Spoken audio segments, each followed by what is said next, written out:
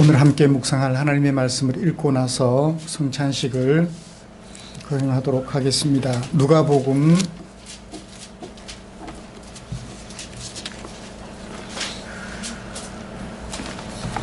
4장 1절부터 13절까지입니다. 예수께서 성령의 충만함을 입어 요단강에서 돌아오사 광야에서 40일 동안 성령에게 이끌리시며 우리는 지난 3주 동안 누가가 독자인 데오빌로 각하에게 소개하는 예수님의 정체를 살펴보았습니다. 첫 번째는 천사가 마리아에게 전해준 예수님의 정체였죠. 기억나시나요? 하나님으로부터 왕권을 위임받으시고 그 나라를 잘 다스리심으로 그 나라를 영원 무궁토록 유지하심으로 지극히 높으신 이에 곧 하나님의 아들이라 일컬음 받게 될 것이라, 그렇게 소개해 주었습니다. 천사가 마리아에게 소개해 준 예수님의 정체는 뭐였나요? 하나님의 아들이었죠. 두 번째는 세례 요한이 예수님에 대하여 소개해 준 예수님의 정체를 누가가 데오빌로에게 소개해 주었습니다. 나는 물로 세례를 베풀지만 예수님은 성령과 불로 세례를 베푸시는 분, 곧 속량과 구원과 심판을 행하시는 분이라는 사실을 우리에게 소개해 주었습니다. 세 번째는 예수님이 요한에게 물로 세례를 받으시고 물에서 올라오셨을 때 하늘로부터 들려준 음성이었습니다. 하나님의 말씀이었죠. 너는 내 사랑하는 아들이라, 내가 기뻐하노라고 말씀하셨습니다. 예수님은 하나님의 아들이셨습니다. 예수님은 하나님으로부터 왕권을 위임받으신 하나님의 아들로서 이 땅에 오셔서 구원과 심판을 행하는 분임을 예수님이 활동하시기 전에 천사와 세례 요한과 하늘의 음성으로 확인시켜 주셨다고 누가는 기록해 두었습니다.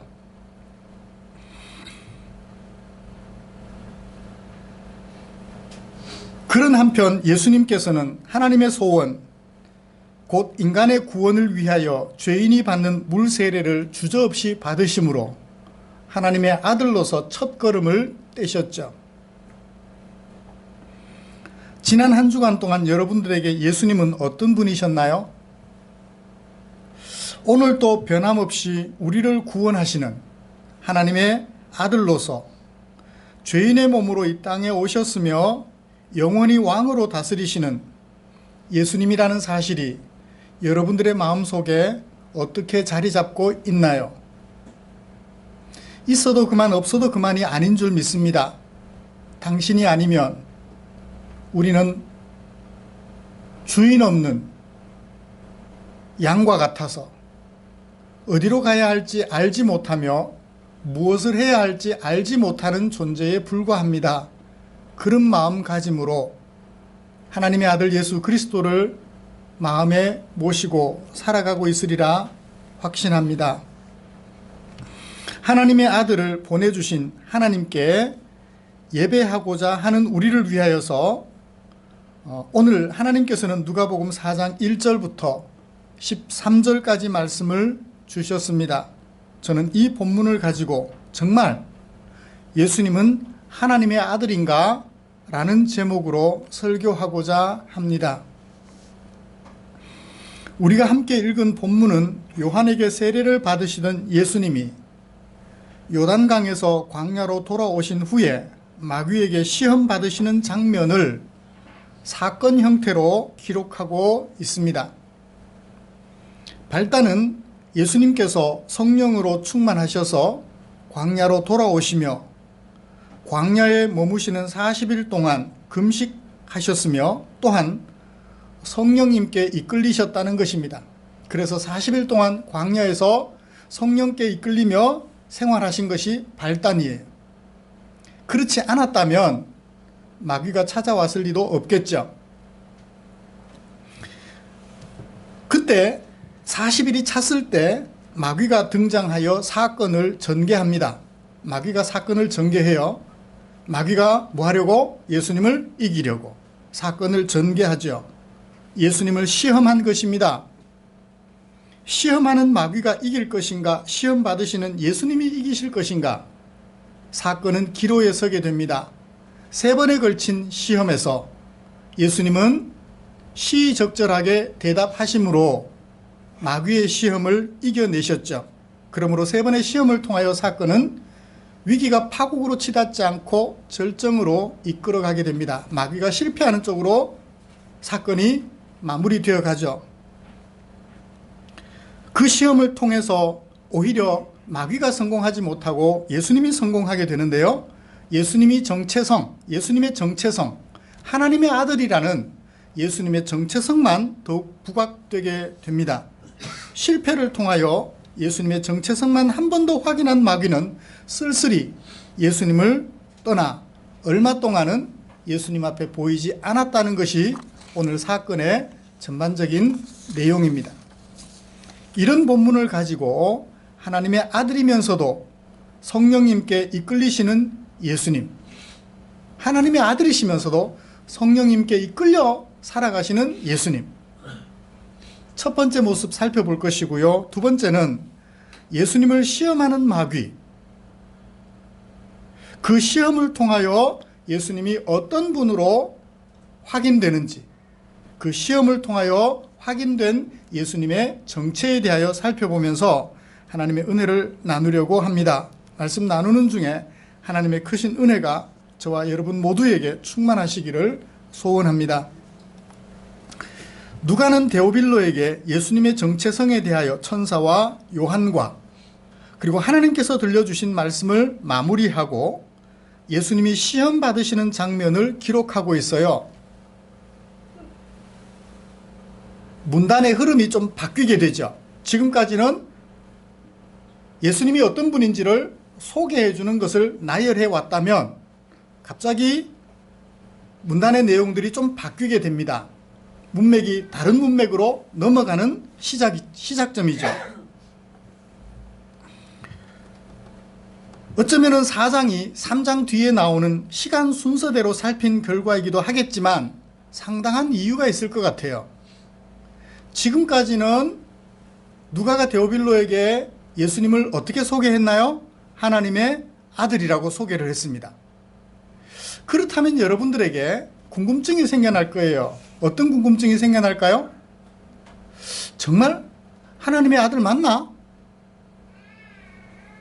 설령 하나님의 아들일지라도 하나님을 대적하는 마귀라면 하나님의 아들이라는 사실을 흔들어 놓아서 예수님으로 하여금 헷갈리게 만들어서 하나님의 아들로서 역할을 못하게 해야 되겠다. 그렇죠? 하나님까지도 하나님의 아들로 인정하니까 그런 상황이 전개될 것 같은 느낌을 가지게 됩니다. 정말일까? 정말 예수님은 하나님의 아들일까? 라고 궁금증이 생길 즈음에 누가는 예수님이 마귀에게 시험 받으시는 장면을 통하여서 결론은 무엇? 예수님은 하나님의 아들이 맞다 라는 사실을 확인시켜 주고 싶어서 3장 다음에 4장을 배치한 것이 아닐까라고 생각을 해보게 됩니다. 단순히 시간 순서별 나열이라고 볼 수도 있겠지만 그런 의도가 우리 눈에 보인다는 것을 말씀드리고 싶습니다. 요한에게 세례를 받으시고 하늘로부터 너는 내 사랑하는 아들이라 내가 기뻐하는 자라 그런 소리를 들으신 예수님은 요단강에서 돌아오셨다고 그래요. 돌아오셨다고 표현합니다. 그렇다면 원래 예수님은 어디 계셨던 것 같아요? 원래 예수님은 어디 계셨을까요? 돌아오신 것이 어디예요? 광야예요. 보셔요. 요단강에서 돌아오사 어디 계셨어요? 광야에 계셨어요. 그러니까 원래 계셨던 곳이 어디? 광야였던 것 같아요. 어린 시절은 아버지와 함께 목수일을 한 것이 분명합니다만 이 시험 사건이 있기 전, 세례 요한에게 세례를 받기 전 예수님은 일시적으로 광야에 머무셨던 것 같아요. 그래서 요단강에서, 세례를 받던 요단강에서 광야로 나오신 것을 돌아왔다라고 누가는 표현하고 있습니다. 다시 광야로 돌아오셨어요.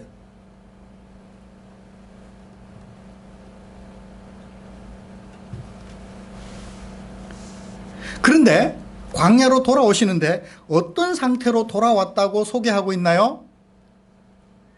성령의 충만함을 입어 돌아오셨다. 그렇게 소개하고 있어요. 성령의 충만함을 입었다. 이게 무슨 말일까요? 성령의 충만함을 입고 돌아오셨다. 자주 쓰는 말인데 무슨 뜻인지 잘 모르고 사용하는 대표적인 말이 성령으로 충만함을 입었단다. 여러분, 복음성도 있어요. 성령 충만으로, 성령 충만으로. 뜨겁게 뜨겁게. 성령으로 충만함을 입는 게 뭐죠? 제가 언제 한번 설교를 드렸던 것 같은데요.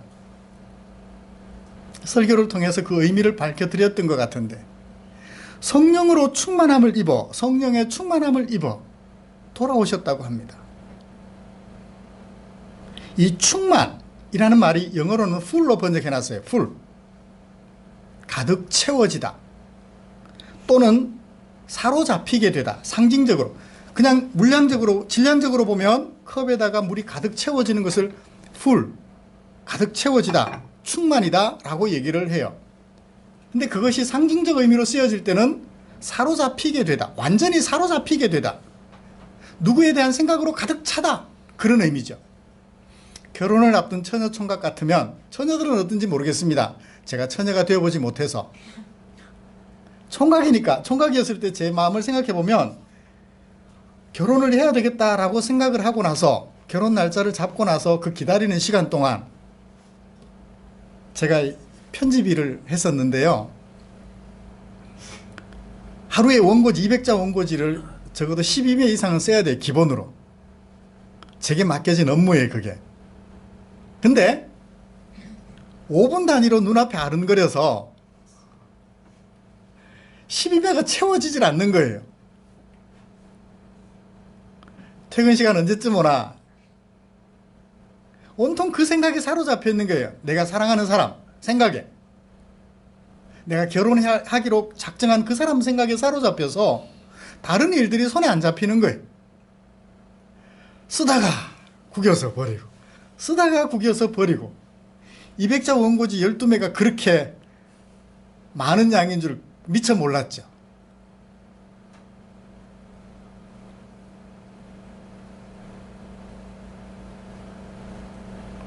그걸 뭐라고 그런다고요? 충만하다, 사로잡히다, 가득 채우다 라는 뜻이라고요. 그러니까 예수님께서 누구 생각에 사로잡혀 있어요? 성령 하나님의 생각에 사로잡혀 있는 거예요. 연애를 하면서 결혼을 약속한 형제가 다른 자매 생각하고 있으면 돼야 안 돼요? 오직 누구에게 집중해야 되죠? 결혼할 상대방에게 집중해야 되겠죠. 그가 좋아하는 것이 무엇인지 살펴 선물도 사고, 그가 좋아하는 것이 무엇인지를 살펴서 말도 조심하고 행동도 조심하게 되죠. 그렇습니다. 예수님이 성령으로 충만했다는 얘기는 성령께서 하시는 생각, 성령께서 하고 싶어하는 일들, 이것에 온통 마음이 빼앗겨서 자기 생각은 없어진 상태, 그것을 뭐라고 말한다고요? 성령으로 충만함을 입었다라고 표현을 하는 것입니다. 예수님이 하나님의 아들이신데 성령으로 충만하지 않으면, 성령 하나님께 사로잡히지 않으면 자기 생각을 조절 못하실까요? 하실 수 있겠죠. 그럼에도 불구하고 예수님은 어떻게 하셨다고요? 성령 하나님께 사로잡히셨다라고 얘기를 하고 있습니다. 이제 성령께서 인도하시는 대로 생각하고 성령께서 인도하시는 대로 행동하고자 하는 마음으로 가득 채워진 상태, 그런 상태로 예수님께서 어디로 돌아오셨다? 광야로 돌아오셨다라고 소개하고 있습니다. 그리고 광야에 머무는 40일 동안 어떤 일이 있었나요? 40일 동안에도 성령에게 이끌리셨다라고 소개하고 있습니다. 40일 동안 광야에서 성령에게 이끌리셨다. 앞에서는 성령의 충만함을 입었다. 여기는 성령에게 이끌리셨다. 같은 뜻이에요. 충만함을 입다나 이끌리다라는 말은 같은 뜻입니다. 물론 단어는 다르죠. 이끌리셨다라는 말은 수동적 의미가 강합니다. 예수님이 성령 하나님께 이끌리셨다, 인도를 받으셨다, 그런 뜻이죠. 이 이끌리다라는 말의 상징적인 의미로 쓰여질 때는 권유하다라는 뜻인데요. 수동태면 권유를 받으셨다. 성령이 하자는 대로 예수님이 권유를 받고 그 권유받은 대로 행하셨다. 그걸 뭐라고요? 이끌리다라고 표현을 한 것입니다. 하나님의 아들로서 당신이 감당해야 될 직무 무엇이었나요? 성령과 불로 세례를 주어 하나님의 백성들을 속량하시고 심판할 사람들을 분별하여 불에 태우시는 이 두 가지, 하나님의 아들로서 자기 일에 더욱더 마음을 굳히셨다. 며칠 동안? 40일 동안. 성령에게 이끌리시며 성령의 생각으로 가득 채웠다. 그렇게 표현을 하고 있습니다. 여러분, 예수님의 광야로 오시는 때의 상황과 광야의 이끌림을 받아서 40일 동안 머무시는 중에 성령님께 이끌리셨다는 이 누가의 표현의 의도를 여러분 느껴볼 수 있나요? 하나님의 아들로 인정받으셨지만 하나님의 아들이라는 정체를 수없이 반복해서 받았지만 무려 3번이나 받았지만 철저하게 성령 하나님께 이끌려서 하나님의 아들로서 자기 정체성을 확인하고 또 확인하는 그 40일 동안에 일어난 일들 누가가 소개해 주었는데요. 성령의 충만함을 입었다, 성령에 이끌리셨다라는 것으로 소개해 주었습니다. 누가의 의도가 마음속에 읽혀지나요? 예수님은 어떤 분? 하나님의 아들이신데 스스로 하나님의 아들 될 것을 취하지 아니하시고 누구에게 이끌려? 성령 하나님께 이끌려서 성령 하나님의 인도를 받아서 성령 하나님의 철저한 도움을 받고 계신다는 사실을 누가가 소개해 주려 했던 것 같아요. 이 말을 거꾸로 하면 성령으로 충만함을 입지 못하셨다면, 성령에게 이끌림을 받지 못하셨다면 예수님은 하나님의 아들로서 당신의 정체성을 제대로 지켜낼 수 없었을 것이다 라고까지 말할 수 있는 거죠. 성부 하나님, 성자 예수님, 성령 하나님, 삼위일체라는 말이 이런 데서 나오는 거예요. 어떻게 삼위로 계시는데 그 마음들이 똑같이 하나가 될 수 있는지 말입니다. 그래서 제사들을 위한 대제사장으로서 예수님의 마지막 기도를 요한복음 17장에서 읽어보면 우리가 하나인 것 같이, 우리가 누가? 성부 하나님, 성자 예수님, 성령 하나님, 우리가 하나인 것 같이 저들도 하나가 되게 해 주십시오. 예수님 홀로 독자적으로 나 할 수 있어, 나 하나님의 아들로서 내 역할을 할 수 있어가 아니라 철저하게 성령 하나님의 도우심을 받으며 성령 하나님께 이끌림을 받아서 권유를 받아서 하나님의 아들로서 자기 정체성을 며칠 동안? 40일 동안 뭐 하면서? 금식하면서 자기 마음을 채찍질하고 또 다스려 가시는 예수님의 심정을 누가가 데오빌로에게 소개해주고 있는 것입니다. 우리 예수님은 하나님의 아들, 삼위 하나님 중에 한 분이시지만 결코 당신 스스로 무언가를 해내려는 생각을 하지 않으셨어요. 철저하게 삼위 하나님 상호 의존적으로 당신에게 맡겨진 사명을 감당하려는 그런 자세를 가지셨다고 누가는 소개해주고 있는 것 같습니다. 여러분, 하나님의 아들로서 당신의 사명을 감당하시기 위하여 취하셨던 이 자세, 성령님께 이끌려서 내가 하나님의 아들로서 정체성을 잃어버리지 않고 살아가겠다, 내 역할을 충실히 감당하겠다라고 다짐하고 또 다짐하는, 뭐 하면서? 밥 먹는 거 포기하면서까지. 이 절 마지막에 보시면 날수가 다함에, 우리말은 날수, 다하다 두 개의 단어인 것 같은데 원문을 보면 하나의 단어예요. 40일이 찼다는 얘기예요. 40일 동안 금식하시며 마음으로 다짐하고 또 다짐했던 것, 성령 하나님께 이끌리셨다라는 것을 누가는 데오빌로에게 소개해 주었습니다. 이렇게 성령 하나님께 이끌리며 당신의 정체성을 확인하고 또 확인하고 있을 때 40일이 찼어요. 누가 등장하나요? 마귀가 등장합니다. 그 40일 동안 아무것도 드시지 않고 40일이 다 될 동안 줄이셨을 때, 40일이 되었을 때 마귀가 혜성같이 등장합니다. 혜성같이라는 비유가 가능한가요? 혜성같이라는 말은 좋은 뜻인가요? 별로 안 좋은 뜻으로 갑자기 기가 막힌 기회에 40일 동안 굶었으면 사람이라면 어떨까요? 기진맥진, 허겁지겁 뭔가라도 먹고 싶은 그 생각이 간절한 순간, 그때까지 기다렸던 마귀가 등장을 하게 됩니다. 누가는 어떻게 소개하고 있나요? 4장 2절, 마귀에게 시험을 받으시더라. 마귀에게 시험을 받으시더라. 거꾸로 말하면 마귀가 예수님을 시험하더라. 예수께서 마귀에게 시험을 받으시더라, 수동태로 얘기를 했다면, 능동태로 바꾸면 마귀가 예수님을 시험하더라. 몇 가지를 시험했나요? 또라는 접속사가 2개 들어가면서 3번 시험했음을 알 수 있습니다.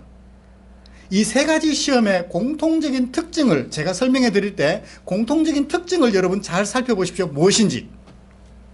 첫 번째 시험, 네가 만일 하나님의 아들이어든, 조건절입니다. 네가 만약 하나님의 아들이라면 뭐해라? 돌로 떡을 만들어라. 그래서 뭐해라? 네 줄인 배를 채워라. 얼마나 배가 고프니? 너 하나님의 아들로서 능력 있잖아. 능력 있잖아. 네 줄인 배부터 채우렴. 뭐가 더 급해요? 사람들 구원하는 게 급하냐? 네 줄인 배를 채우는 게 급하냐? 어느 게 더 급해요? 사람이라면, 그냥 사람이라면 내 배부터 채워야죠. 사람이라면 내 배부터 채우는데 하나님의 아들이라면 내 배가 중요한 게 아니라 사람들을 죄에서 구원해내는 게 우선 더 중요하죠. 그런데 마귀는 하나님의 아들이라고 전제를 해놓고 무슨 일을 하기를 원해요? 사람의 일을 하기를 요구를 하는 거예요. 네가 하나님의 아들이라면 하나님의 아들 노릇해라. 네 줄인 배 놔두고 누구 살려라? 사람들을 살려라라고 얘기를 해야 될 텐데, 사람들을 구원하라고 해야 될 텐데, 사람들을 구원하라는 말 하지 않고 일반적으로 사람들이 하는 일, 네 배부터 채워 라고 얘기를 하고 있는 거예요. 뭘 흔드는 것인가요? 하나님의 아들로서 정체성과 하나님의 아들로서 해야 될 일들을 흔들어 놓는 거죠. 너도 별 볼 일 없는 사람이야. 하나님의 능력을 별 볼 일 없는 사람들이 하는 일에 활용하는, 별 볼 일 없는 사람에 불과해. 그런 얘기죠. 두 번째 시험은 뭔가요? 예수님을 데리고 순식간에 천하만국을 볼 수 있는 높은 산으로 데리고 갔습니다. 그리고서 그 모든 세상의 천하만국의 권위와 영광을 보여주며 말합니다. 내가 이 모든 영광을, 모든 권위를 너에게 줄게. 이것은 내가 받은 건데 이건 내가 받은 건데 네가 내게 절하면 내가 네게 줄게. 그러면 내 것이 다 네 것 될 거 아니야. 이건 무슨 얘기일까요? 이 세상 모든 천하만국의 주인은 누군가요? 하나님이에요. 하나님이 천하만국을 마귀에게 주신 적이 있나요? 없나요?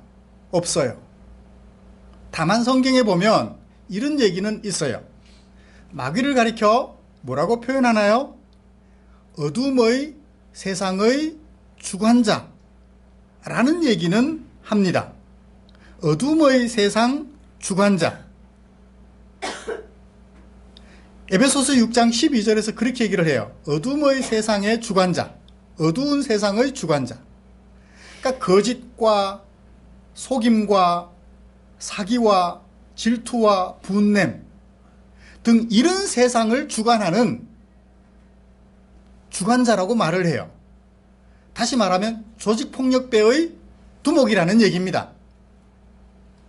이 천하만국의 주인이 아니에요. 폭력배들의 대장쯤 되는 그런 존재라는 얘기입니다. 그런데 이 마귀는 누구에게 경배를 받나요? 조직폭력배들로부터 경배를 받아요. 대장이니까. 그런데 거짓말로 이 천하만국을 네게 줄 테니까 내게 절해. 자, 예수님이 마음속에 이런 생각이 들 거예요. 제대로 된 지식이 없다면 그래 절하고 내가 천하만국을 내 소유로 삼을까? 천하만국이 내 것이 되면 누가 내게 절해요? 사람들이 내게 절하겠지. 내가 경배를 받을 수 있겠네? 라는 생각을 할 수 있겠죠. 자, 이 세상에 경배 받으실 분은 누구밖에 없나요? 하나님밖에 없어요. 그래서 예수님은 그 마귀의 시험 앞에서 이렇게 대답하십니다. 주 너의 하나님께 경배하고 다만 그를 섬기라. 경배 받으실 분은 누구밖에 없어요? 하나님밖에 없어. 나도 경배 받으면 안 돼. 나는 하나님의 아들로서 이 땅에 온 것이지 하나님으로서 온 것이 아니야 라고 얘기를 하고 있는 거예요. 결국 이 마귀의 두 번째 시험도 무엇을 흔들어 놓기 위함인가요? 예수님의 정체성, 하나님의 아들이라는 그 정체성을 흔들어 놓는 거예요. 하나님의 아들로 살지 말고 하나님이 되어. 내가 너로 하여금 하나님이 되게 해줄게. 나한테 절만 하면 천하만국 다 줄 것이고 천하만국의 주인이 되면 사람들이 네게 하나님인 줄 알고 절할 거야. 그 얘기. 하나님의 아들로서 정체성을 흔들어 놓는 거예요. 하나님의 아들 되지 말고 하나님 되라고. 내가 하나님 되게 해줄게. 할 수 없으면서 예수님의 마음을 흔들어 놓는 거죠. 세 번째 시험. 마귀가 예수를 이끌고 성전 꼭대기에 올라갑니다. 그리고 말해요. 무엇을 근거로? 성경 말씀을 근거로.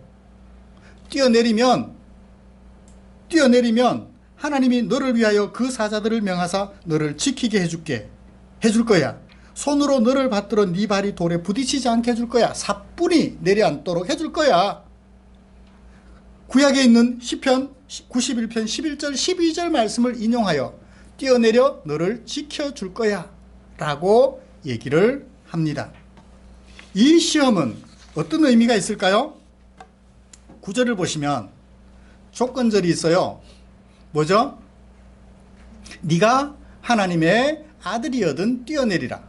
그러면 하나님이, 너의 아버지인 하나님이 너를 안 다치게 해줄 거야. 하나님의 아들이라면 여전히 하나님의 아들로서 정체성을 가지고 흔들어 놓기를 시작합니다. 아들은 아버지를 시험하는 존재인가요? 아들은 아버지를 순종하는 존재인가요? 순종하는 존재죠. 하나님의 아들이라면 너의 아버지 되시는 하나님이 말씀하신 대로 해주는지 안 해주는지 시험하게 될 것이고, 그 시험에서 네가 하나도 안 다치게 되면 비로소 하나님의 아들로 증명되지 않겠느냐. 네가 하나님의 아들이라는 사실을 성경 말씀에 근거하여 증명해 보아라. 증명을 요청하는 거예요.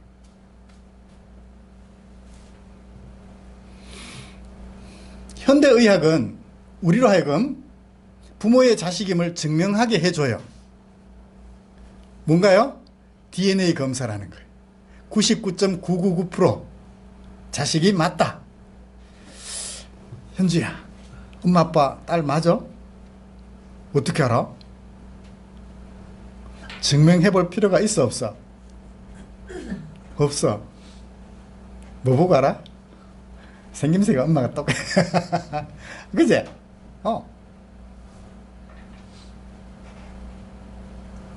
내가 엄마 아빠의 자식이 분명할 때는 따로 증명할 필요가 없어요. 따로 증명할 필요가 없다고요. 내가 이런 사건을 저질러 보면 엄마가 진짜 딸이라면 이렇게 해줄 거야. 증명할 필요가 없죠. 우리는 하나님을 시험하는 존재, 예수님은 아버지 되신 하나님을 시험하는 존재가 아니라 아버지 되신 하나님께 순종하는 존재다. 그게 뭐다? 하나님의 아들이다.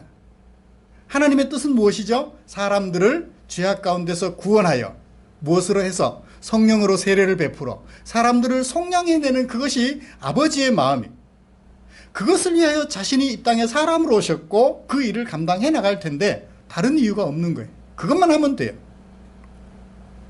이 세 가지 시험에서 공통적 특징이 뭐였나요? 마귀가 하는 것은 하나님의 아들로서 자기 정체성을 인식하고 있는지 아닌지 여부를 테스트하는 거예요. 그런데 세 번의 시험을 거쳐서 예수님은 당신이 누구라는 것을 확실히 알고 있었어요. 하나님의 아들이라는 사실을 너무나도 확실히 알고 있었어요. 흔들어도 예수님은 넘어가지를 않았던 것입니다. 왜 그럴 수 있었나요? 성령 하나님께 이끌리셨기 때문에. 자기 스스로를 의지하셨더라도 이겼겠지만 성령 하나님께 이끌리셨기 때문에 마귀의 시험을 이기시고 하나님의 아들로서 자기 정체성을 굳건하게 인식하시며 하나님의 아들로서 앞으로 사역을 감당해 가실 것입니다. 결코 하나님의 영광을 자신이 차지하지 않고 하나님의 아들로서 하나님의 뜻을 구현해 나가는, 누구에게 이끌려? 성령님께 이끌려서 그 역할을 감당하시게 될 것임을 우리에게 소개해 주었습니다. 시험에도 넘어가지 않으니까 어때요? 아이고 이번에는 졌다, 다음에 또 보자 하고서는 얼마 동안 예수님을 떠나갔다고 누가는 이 시험의 결말을 내려놓고 있습니다. 사랑하는 성도 여러분, 우리 예수님은 이런 분이세요. 하나님의 아들로 우리에게 성령으로 세례를 베풀어 구원하시려고 이 땅에 오신 예수님, 한순간도 그 정체에 혼동을 일으키지 않으시고 하나님의 아들로서 자신의 직무를 잘 감당해 주시고 있는 그런 예수님의 모습을 보았습니다. 이 예수님을 믿어 하나님의 백성으로 구원받아서 하나님과 더불어 아름답게 살아가는 저와 여러분들이 되었다는 사실을 마음속 깊이 새겨보시기를 기대합니다. 이 예수님 때문에 기도하겠습니다. 좋으신 하나님 감사합니다. 오늘 누가가 데오빌로에게 전해준 이 편지를 통하여서 특별히 마귀가 예수님의 정체성을 흔들어 놓으려고 하나님의 아들이라는 천사가 소개해주고 세례요한이 소개해주고 하나님께서 확증해 주신 하나님의 아들이라는 그 정체성을 흔들어 예수님의 일을 실패로 만들어 가려고 도전했던 마귀의 시험을 보면서, 그리고 그 시험 앞에서 하나님의 아들로서 정체성을 한순간도 잃어버리지 않으시는 예수님을 보면서 우리가 믿는 예수님에 대한 신뢰를 더욱더 공고하게 할 수 있었습니다. 감사합니다. 우리 살아가는 동안 하나님의 아들로서 우리를 구원하려고 이 땅에 오신 우리 구주 예수님을 잊어버리지 말게 하옵소서. 예수님이 성령 하나님께 이끌렸듯이 우리도 성령 하나님께 이끌려서 성령으로 충만함을 입어서 하나님의 백성으로서 정체성을 잃지 않고 살아갈 수 있도록 은혜 베풀어 주시옵소서. 예수님의 이름으로 기도드리옵나이다. 아멘.